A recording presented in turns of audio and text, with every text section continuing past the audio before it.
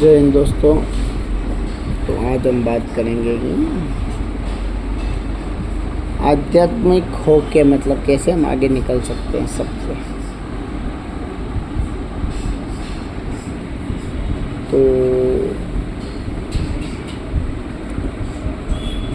मैंने ये मतलब देखा है हर जगह पे कि भाई जो आदमी सबसे मतलब जो अमीर है, बड़े बड़े लोग हैं, वो कहीं ना कहीं आध्यात्म से जुड़े हुए हैं, तब भी ही सबसे आगे हैं, वरना नहीं होते। आप बोलोगे कि ये क्या है क्या नहीं, तो आध्यात्म मतलब आप हम जो है हमको हमसे ऊपर उठ के देखेंगे, मतलब हम नहीं है, बस ये आध्यात्म।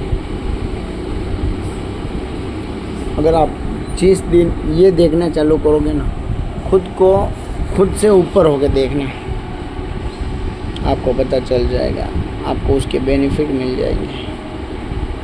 और इस पे काम चल रहा है, हालांकि मेरे 1-2 टारगेट है वो पूरे हो जाए तो फिर उसका मैं अलग से एक टीम बनाऊंगा और उस पे करेंगे। अब आप देखो कि कुछ चीज़ें मतलब गीता में बोली गई है, ये बोली गई है कि अपनी जो इंद्रिय है, इन इंद्रियों को अगर अपन काबू में नहीं रखेंगे तो, और इन इंद्रियों के पीछे भागेंगे तो हमें बहुत से दुख ऐसे ही मिलेंगे, कोई लेना नहीं देना नहीं, ऐसे ही दुख मिलेंगे। और ये इंद्रियों के सुख यानी कि ये चीज़ें ऐसी है वो कभी ज़िंदगी में ख़त्म होती नहीं होती। आप हमेशा कभी आप पूरे बूढ़े हो जाओगे। अभी मतलब एक मतलब एक ग्रंथ में लिखी हुई है, हालांकि उस चीज़ का लोग बहुत विरोध करते हैं कि एक राजा था, वो कितने 1000 वर्षों से काम वासना से मुक्त नहीं हुआ।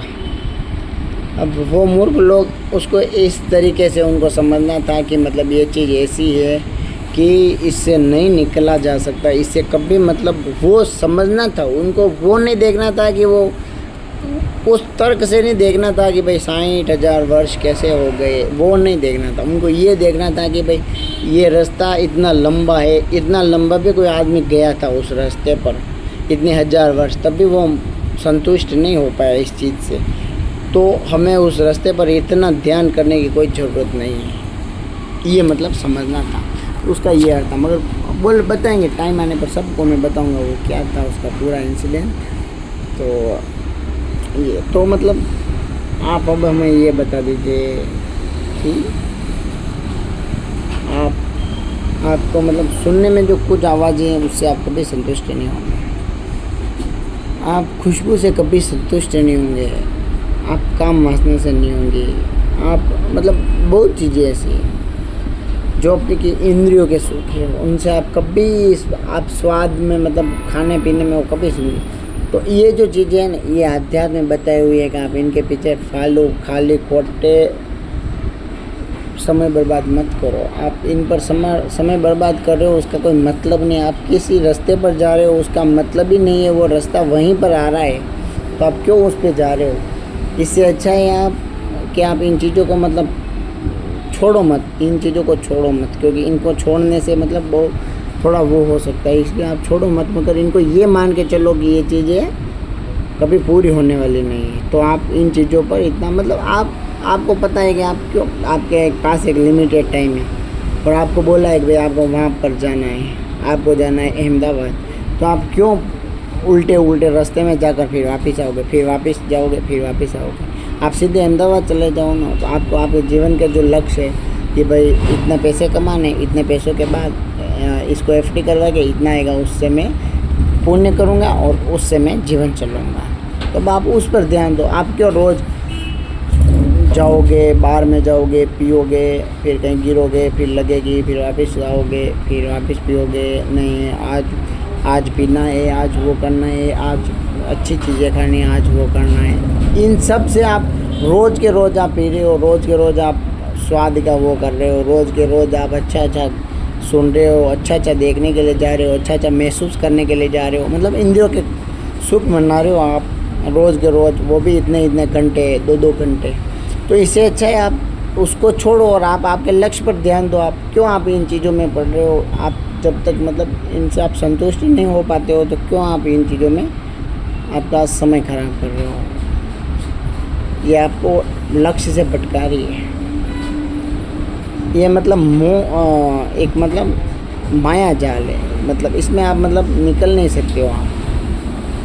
तो आप मतलब लक्ष्य पे ध्यान दो। और यहीं आपको सिखाया गया है कि इंद्रियों के सुख कभी पूरे नहीं होते हैं, तो इनको आप इस तरीके से मान के चलो।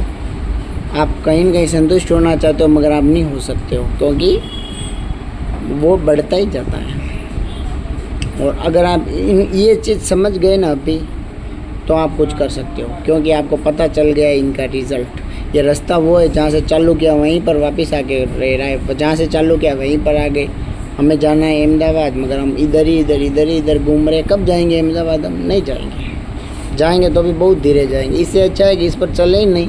ठीक है, कभी कभार चले गए बाहर में, कभी कभार कुछ अच्छा खा लिया, कभी कभार अच्छा डांस देख लिया, कभी कभार स्विमिंग पूल में चले गए, ठीक है। मगर इतना टाइम आप नहीं बिता सकते, क्योंकि ये चीज़ें अनलिमिटेड है। तो आप समझ रहे हैं, मुझे बहुत विश्वास है इस चीज़ का। और आप इससे कुछ सीखेंगे। आज जो मैंने बोला है उससे आप कुछ सीखेंगे। और परम शांति इसमें नहीं है, खाली एक बार की शांति है। आपको एक बार की शांति से सुख नहीं होना है, आपको कुछ करके आगे बढ़ के। और मैं यही एक चीज़ का मतलब एक बनाऊंगा, अभी नहीं तो भी बनाऊंगा। मेरे 1-2 जो टारगेट है वो पूरे हो जाएंगे लगभग, तो मतलब हो ही जाएंगे, कोई वो नहीं है। मगर तो भी थोड़ा मतलब होता है। वो होने के बाद मैं मेरी एक टीम बनाऊंगा। मैं आपको आज बोल देता हूँ, एक टीम बनाऊंगा। उस टीम में मैं सबको एक मतलब जो सैलरी चलती होगी लिमिटेड, कि भाई सब उनके मतलब सब व्यवस्थित हो जाए, उनके करूँगा। और फिर मैं मेरे पैसे देके देश की सेवा में लोगों को लगाऊंगा। और देश की सेवा ये है कि एक तो इन्वेस्टमेंट करवाऊंगा लोगों से, एक बाहर जो मतलब आयात कम करूँगा, निर्यात बढ़ाऊँगा। जिससे क्या होगा कि अपने देश में पैसे आएंगे और अपने देश की ग्रोथ होगी। भले कमाएंगे कुछ नहीं, मगर खर्चा कुछ नहीं होगा, मतलब क्योंकि हम कुछ बना के बेच रहे हैं तो हम कमाएंगे नहीं, प्रॉफिट हमें नहीं चाहिए। मगर आयात की चीज़ें सब बंद करनी है। बस अपने देश का पैसा बचाना है, हमको रुपया मजबूत करना है, यही हमारा लक्ष्य है और कोई लक्ष्य नहीं है। और यहाँ से कुछ चीज़ें बना के बाहर भेजेंगे। और फॉरेक्स रिजर्व के लिए हम हमारे इधर से लोगों को हम भेजेंगे बाहर है, जो मतलब शर्तें रखेंगे यूएस में कि हमारे मतलब जो सैलरी का मतलब जो डिफरेंट है, वहाँ का एक लोकल करता है और एक हमारा करता है, तो उनको फील करवाएंगे। वो डिफरेंट नहीं रहना चाहिए, वो बराबर होना चाहिए। ऐसी कुछ शर्तें रखेंगे। और उनको बोलेंगे कि भाई वहाँ पे इन्वेस्ट आप मत करो, आप पैसा इधर भेजो, इधर हम उनको एक्स्ट्रा मतलब बेनिफिट देंगे कुछ, इससे वो हमारे देश में बेचेंगे पैसे। इससे हमारा फॉरेक्स रिजर्व मजबूत होगा और रुपए की वैल्यू बढ़ेगी। सिर्फ और सिर्फ यही टारगेट रहेंगे, ये जो 2-4 चीज़ें हैं।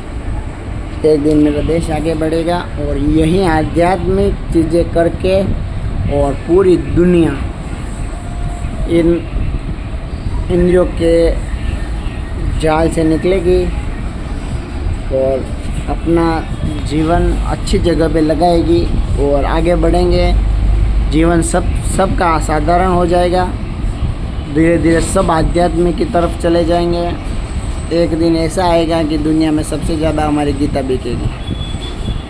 और ऑटोमेटिक इन इंद्रियों के सुख की वजह से ही मेरे दोस्तों हम बहुत परेशान होते हैं, पूरी ज़िंदगी ख़राब कर देते हैं। लोग 60-60 साल तक भी उनकी है ना जो मनोदशा है ना, वो हम सुने तो हमको रोना ऐसी होती है। बस खाली यही दिक्कत है, ये इंद्रियों के सुख है ना, ये उनको भटकाते रहते हैं और वो जीवन में कुछ नहीं कर पाते। बस इन चीज़ों से हम निकालेंगे उनको, वो खुद ऑटोमेटिक सोच लेंगे और हमारे पास हमारे धर्म होंगे, हमारा आध्यात्मिक शक्ति होंगी हमारे पास। उन लोगों के पास कुछ नहीं है, दूसरे जो दुनिया वाले कुछ नहीं है, उनसे हम लड़ेंगे वो हार जाएंगे, एक बार में हार जाएंगे वो, क्योंकि उनके पास ऐसी शक्तिशाली चीज़ें नहीं है जो हमारे पास है। मगर हमें इन इंद्रियों के सुख से निकलना है। जिस दिन हम निकलेंगे उस दिन हम उन पर वार कर पाएंगे और हम सबसे पहले ऐसा कुछ करेंगे कि जिससे लोग इंस्पायर हो। 2 कम्युनिटी बनाएंगे, एक डाउन कम्युनिटी, एक हाई कम्युनिटी। हम भेदभाव करेंगे। जो डाउन कम्युनिटी है उनको हम बोलेंगे कि भाई तुम नशा करते हो, तुम ये करते हो, वो करते हो, तुम इन इंद्रियों के लालच, इन इंद्रियों में फंसे हुए, इसलिए तुम पीछे हो हमसे। अब तुमको आगे होना है तो इन चीज़ों से निकलना होगा। 2 धर्म बनाएंगे, सिर्फ 2 धर्म। एक में ये नियम पालन करने वाले और एक में नियम नहीं पालन करने वाले। वो लोग ऑटोमेटिक हमारे साथ में रहेंगे और वो सब खराब चीज़ें छोड़ देंगे और वो भी आगे बढ़ेंगे और हमारा देश 1 नंबर हो जाएगा सबसे, क्योंकि हम आयात निर्यात का ध्यान रखेंगे। फॉरेक्स रिजर्व का है ये, और फिर हम यहाँ पे होशियार हो जाएंगे तो फिर हम होशियार लोगों की जगह जाएंगे, वो और ऊपर लेवल पे चले जाएंगे। इस तरीके से मतलब हम हो जाएंगे। अभी हमारी सबसे ज़्यादा जनसंख्या होने के बावजूद भी हम सबसे नंबर 1 क्यों नहीं है? इसीलिए नहीं है क्योंकि एक घर में 10 लोग हैं, एक घर में 3 लोग हैं। अब वो जो 3 लोग हैं वो सबसे ज़्यादा कमा रहे और जो 10 लोग हैं वो कुछ नहीं कमा रहे। उसका कारण क्या है? उसका कारण यही है कि जो 10 लोग हैं वो गलत चीज़ों में ध्यान दे रहे हैं। वो उनकी मतलब वो चाहे तो वो मतलब बड़ी बड़ी चीज़ों में जा सकते हैं, मगर दिक्कत वहाँ पे होगी।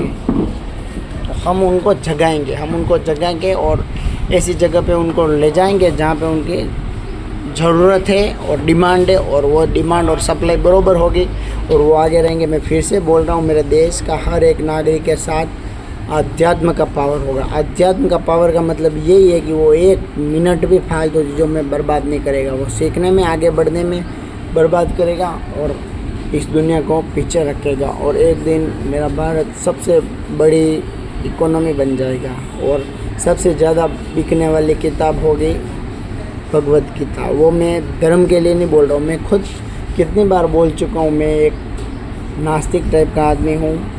मैं विश्वास करता हूँ, भगवान पे नहीं करता हूँ। मैं भगवान के जो सिद्धांत है वो अच्छी तरह से काम करते हैं, इसलिए उनका कहनी उनके द्वारा कही गई बातें मैं मानता हूँ, इसलिए वो हमेशा मेरे साथ और वो मेरे पे खुश रहते हैं। आपको भी यही करना है। तो इस तरीके से हम आगे बढ़ेंगे और हम ये जो एक रोड है ना, ये कि एक जगह से चलो और दूसरी जगह उसी जगह पे वापस आ जाओ और देखो 5 साल हो गए, ये क्या, ये बहुत ख़राब चीज़ है। इसलिए आपको लक्ष्य बनाने हैं, उन लक्ष्य पे पढ़ना है। आप कुछ नहीं होगा तो तजुर्बा होगा। ये मतलब विकास सर की मतलब जो वो है वो होगा आपके साथ। आप नए वो करोगे और बहुत आगे बढ़ोगे। बस आपको खाली ये चीज़ फॉलो करनी है कि ये इंद्रियों के सुख है, इनको छोड़ना है आपको। बस कुछ नहीं करना। आपको क्लियरिटी दिखने लग जाएगी, दुनिया की क्लियरिटी दिखने लग जाएगी जिस दिन आप इनको छोड़ दोगे। और काम भी हो रहा है इन पर, और मतलब बहुत कुछ सोच रखा है, वो सब करेंगे। देखो विद्यार्थी है, छोटे हैं, हमारी बातें छोटी है, मगर क्या है कि मेरे जैसे 100 लोग हैं, उनकी बातें छोटी है, सोच छोटी है, मगर बड़ा सोच सकते हैं। एक बार मतलब छोटे मुँह बड़ी बात कर सकते हैं, मगर 100 में से एक भी अगर सक्सेस हो गया ना भाई साहब, ख़त्म कर देगा।